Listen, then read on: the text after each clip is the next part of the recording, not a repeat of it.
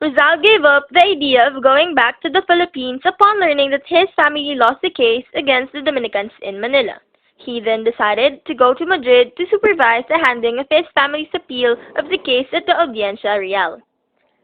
This chapter is focused on the misfortunes Rizal experienced while in Madrid from 1890 to 1891, which culminated in his abdication of leadership in the reform movement in Europe.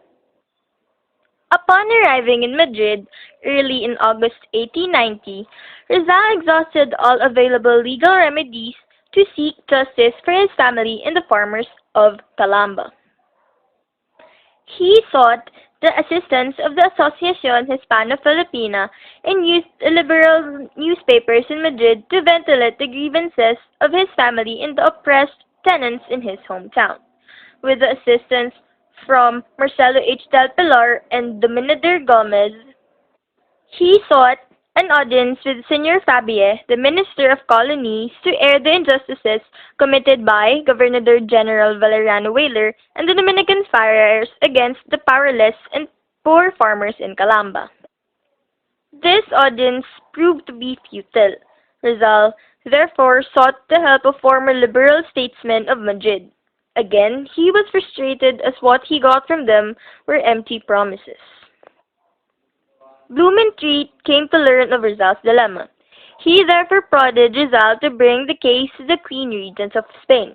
Rizal considered Blumentritt's suggestion, but was faced with the problem of how an audience can be sought, considering that he had no financial logistics for the purpose, nor influential friends in Madrid who had access to the Queen. On the whole, all the attempts and efforts exerted by Rizal and his friends ended up in failure. Rizal's family was thus denied of justice which he sought in Madrid.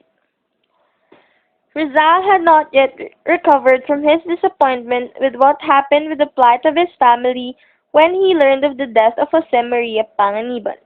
Since Rizal recognized the efforts exerted by the Mapa, Jose Maria Panganiban's pen name, he felt sad hearing that the former had passed away. This event led him to write a eulogy for Panganiban. In the said eulogy, Rizal praised Panganiban for his extraordinary talent, intelligence, and industry, and considered the latter's demise as a loss for the country. Rizal attended a social gathering of Filipino expatriates in Madrid in the latter part of August 1890. One of the practices of the Filipinos when they congregate was to offer wine to those in attendance as part of the fun and merriment. After numerous jigger shots, Luna became intoxicated and started blaming Rizal for his failure to win Nelly Bristide's heart. Rizal in many occasions had explained to Luna that he had nothing to do with Luna's failure to win Nelly's affection. Luna, however, started uttering nasty comments about Nelly.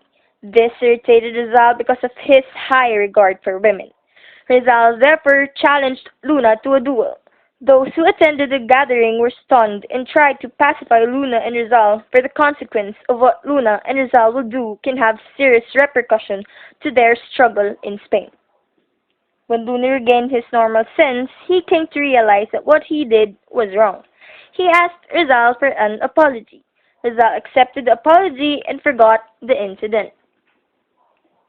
As a press agent of the friars in the Philippines, Wenceslas Lauretana published numerous articles in the anti-Filipino newspaper in Madrid, La Epoca.